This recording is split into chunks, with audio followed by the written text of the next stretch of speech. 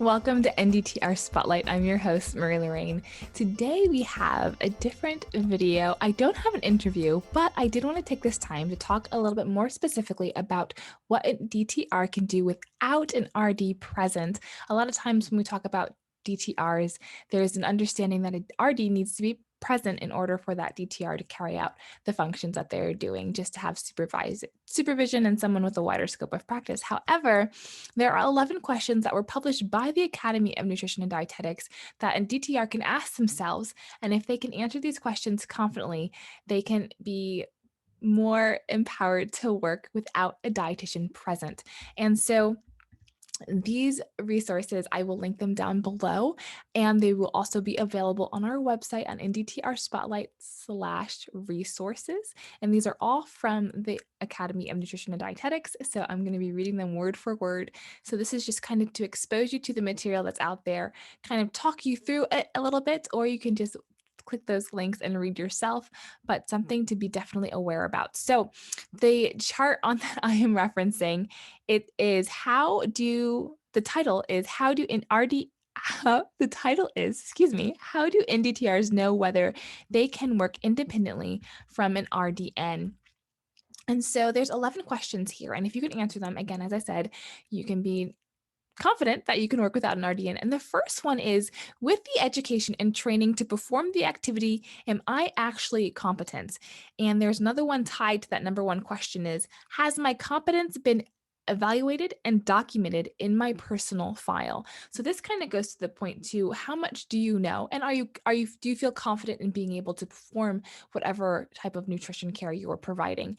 And what's nice about this is DTRs range from all different levels of education. You can be a DTR with an associate's degree, with a bachelor's degree, or even a master's degree. And also just level of experience. When you graduate from an associate's or bachelor's program and you get the DTR, your experience is not going to be the same as a DTR working for like 10 years in a community setting or in a clinical setting. You'd feel more confident after 10 years in doing a different type of activity. And a really great person to look at for this is Sammy. I interviewed her last season and she works in clinical nutrition, and she's been working for a little bit now, and she's become a lot more confident with performing certain clinical aspects. And so I would give it a look out to that interview if you're curious as to how your confidence can build as you continue to practice in the field as an NDTR. All right. Question number 2 is, does my level of academic preparation plus any additional continuing education give me the basis to engage in the activity desired safely and ethically? So this kind of hand in hand goes with the last two questions we were talking about, what level of academic education you have. So the bachelor's, master's, doctorate degree, if you want to keep going. And then also continual education. So as a DTR, you do have to perform certain levels of continuing education. And so what are those in? Are you focusing on community nutrition? Are you focused on clinical nutrition? Are you doing food service? You don't want to say, I have all this continuing education in motivational interviewing and then be asked to teach a therapeutic diet in a hospital. Those are two very different things. Well, I guess you could use motivational interviewing to help teach a diet, but where's your scope of practice lie? Like, what do you feel confident in? So really the trend here for these first three questions that the Academy is putting out, asking NTTRs to answer is, are you confident? Then number 4 is, number 3, does the license, if applicable, or credentials I hold permit me to perform this activity or service? So this is kind of when credentialing comes into play. And what are you able to do as a DTR? So you really have to understand the scope of practice as a DTR. And I will make another video talking more in depth about that in the future. There's a lot to talk about. So I want to keep these videos somewhat short, or these podcasts somewhat short for you, but really understanding what you can do in your scope. And that kind of bleeds into this next question is, do I need any additional sort of credentials, certifications to perform the activity? So if you want to do something and you don't have the right credential, can you get that credential? So for some people that might be I need to go get the RD credential now. Or it could be something like you need a personal trainer credential or a life coaching credential. There's other ways that you can expand your scope of practice without going the RDN route. And then the last question in this kind of category of thinking about credentialing and expanding your scope of practice with an additional credential is, do I possess and have the proper documentation of the knowledge, skills, credentials, specialized training, and relevant continuing education required to perform the desired activity? So really thinking about those credentials. And we have had a few DTRs on this podcast talking about how their extra credentials have helped them in the field of nutrition and dietetics with that DTR credential. And just to point out some, we have Sonia Love. She also has her life coaching credential, and that has really helped her expand her private practice and to be able to do more. Lauren also has her coaching credential that you can look up and watch her interview. Courtney, she has plenty of credentials after her name. She's S and S and FAND. I'm not exactly sure what they mean at this moment, but she also has her MBA. So she has really expanded her scope. If you look at the end of her name, it's just credential after credential after credential. She has a very fulfilling career in food service. So definitely check out that interview if you're interested in any of those things. And also Dre, she has nutrition coaching credential and a master's in public health, as well as her DTR credential. And she has found a very good job working as a health coach. And that DTR credential that she has found it valuable to keep on and be able to do more nutrition coaching with her clients. So another interview to watch if you're interested in how you can expand your scope of practice and how other DTRs have expanded their scope of practice to be able to do more in the field of nutrition and have the proper skills and documentation. So you might have the skills, but you have to be able to prove it on paper that you have the right credentialing, you've done the continual education classes. You want proof that you know what you're doing, and degrees and credentials are proof that you know what you're doing, as well as hopefully good testimonies of the clients you work with. And so this chart was also in the article that I'm referring to, and it just has some credentials here. So if you're listening, I will quickly read some off. It's ACE certified lifestyle and weight management coach, a health care life coach certified, a certified international health coach, certified health coach, it's a very popular one, national board certified health and wellness coach, certified health and wellness coach, certified personal coach. Also, personal trainer is one. Certified personal trainer is one that is very popular for DTRs to take hold of. If you want to work with something with fitness, that's a perfect fit for DTR and fitness. And so moving on. So next is, do I understand the meaning of individual scope of practice? So this one is probably one of the most important ones on this chart, because you really just have to know what your scope of practice is. And with that, you need to be able to know when to refer out. And I think sometimes you can think, I have to refer out, I don't know enough, but that's not a bad thing. We live in a world where the medical field is so specialized now, which is a good thing. So if you go to your doctor and you have a heart problem, you can be referred to a cardiologist who knows more about that heart and can better treat the heart more specifically, because there's so much knowledge. It's hard for one person to know everything, right?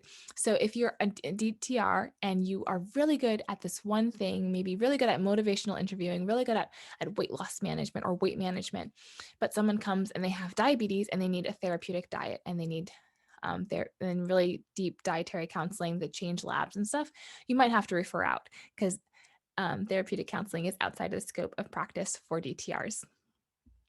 Okay, so then we have, does the state where I work have a practice act for NDTRs? So this is when you have to do maybe a little less self-reflection and more research in the documentation that the Academy has put out for DTRs. And I have a link here that takes you to the licensure statutes and information by state, and that link is down below if you need it, and that's also linked on our website. And it's a beautiful map of America, and if you click on any state, I'm going to click Missouri. That's where I went for my graduate program, so I'm very familiar with that state. And when I was looking at this website, which is pr.mo.gov, so I know I'm in Missouri, I could not find anything on DTR, so I was a little frustrated. initially, but that's kind of how DTRs are treated, which we're changing that one interview at a time, I'm hoping. But I went to frequently asked questions and I did a quick search for DTRs, and a beautiful chart came up, and it was very clear cut and it was just so simple to read. And it's the following, the title of it, the following are selected guidelines for scope of practice in clinical nutrition settings. And clinical is really where you have to really be careful about the line of crossing over to a dietitian's territory. It's very easy to do that. Whereas in community and food service, it's a lot, you can do a lot more because there's not that like clinical aspects of it. You might have to refer out for expertise from a dietitian, but again, that goes with how much education and the other questions that we were answering before. And so for Missouri, and I say this is for Missouri because it is on the Missouri website, although in the document it doesn't say it's in Missouri. So I don't know, do some research on your own state and find out. But it's very clear. It says what you can. It says yes for things that a DTR can do and no for things that DTR can't do. And there's little asterisks for what our DTR can do with the guidance of an RD. So very helpful chart. And for those listening, for instance, counseling, therapeutic nutrition counseling, you cannot do as a DTR in the state of Missouri, and I'm pretty sure that's for the whole country. Please correct me if I'm wrong. Let me know. I'm learning along with you guys. And documentation for therapeutic assessments. But it's cool to know that counseling, general nutrition counseling, a DTR can do in the state of Missouri, which that's a lot. Most people who are doing preventative health care, I would say, just need generalized nutrition counseling, right? They just need to know how to eat. They just want their meal plans. They just want to know what's healthy. They don't need to do all of the therapeutic nutrition. All right. So I hope that chart is helpful for you. I think it's very helpful for me. So definitely take some time, look up those documents, print things out, read them, highlight them, do what you need to do to understand what you can do in your state as an NDTR. And then we have, does this work overlap into other professions' scope of practice, including RDNs, registered dietitians, if applicable? So this is a good way to know if you're going over your scope of practice. This is a very fast way. I'm like, is this something that someone else can do? And is that person better trained to do it than I am or more competent in than I am? And that's a good way to think about, do I need to refer somebody out? Just thinking, can someone else do this? And are they more qualified? And if they are more qualified and they probably would do a better job, that's the time to refer them out. And we had really good conversations about referring patients out with two of our interviews last season with Irene and Sonia. They both have private practices, and we spent a little bit of time, especially with Sonia, talking about what she does when she has a client that she feels that she needs help with, or she feels that she cannot. She feels like she's at a spot where someone else, they can benefit from talking to somebody else. So if you want to see or hear kind of someone who actually have been through that and how they handle it, check out Sonia's interview. It's more towards the end if you are breezing through it. And then we have, are there any federal or state laws or regulations that impact my ability to perform this activity? So again, that's just reading up on your state. There's 50 states, so I cannot do all 50. So just know what state you're doing and do your research for that. And then we have I investigated my organization's policies, procedures, job description, and applicable practice guidelines? So this is nice. If you're working on a job, like hospital or community setting, like WIC or something, they usually have everything kind of labeled out pretty clearly. And if you're working in that setting, you might have a dietitian on staff there that can kind of help you through things. Organizations that come to mind, Project Angel Heart is one. And we recently had Aaron. Aaron works for Project Angel Heart, and he's a DTR there and works alongside dietitians. So the job description there is very clear for him, and he explains what a DTR does there. And just knowing what guidelines you're there. WIC also, some WICs allow DTRs to see most patients, and other WICs have more of a more strict policy on what DTRs can see. And that again also can depend on that DTR scope of practice. Are they coming in with a bachelor's degree? Are they coming with a master's degree? Are they coming in with an associate's degree with a lot of experience? Things of that nature. And then, do I need personal liability insurance policy to address malpractice and professional liabilities for services I wish to perform? So, this one is again research. And this is really for private practice, I think, mostly. And so, two interviews I will always refer for private practice until I find some more DTRs who are running a private practice is Irene and Sanya, and they talk about going through getting that LLC for their business in a little bit of detail, not very much in depth, but it is a good place to start if you wanted to see an example of someone running their own business as an NDTR doing nutrition counseling, which is in their scope of practice for a DTR. So I hope that that is helpful and kind of just gives you an idea. Definitely take a look at that chart, read through it, and the whole article, print it out, read through it. And I hope this video was helpful for you. Make sure you give it a like, hit that subscribe button, and hopefully next week I will come to you with another interview from a DTR. I have a lot of people in the queue that I'm just waiting to schedule in and have some time to sit down, talk with them, and hear their story about being an DTR. Thank you so much for watching. I hope with every video we put out that we are improving or bringing awareness to this profession and encouraging current DTRs, future and former NDTRs. We will see you in our next episode.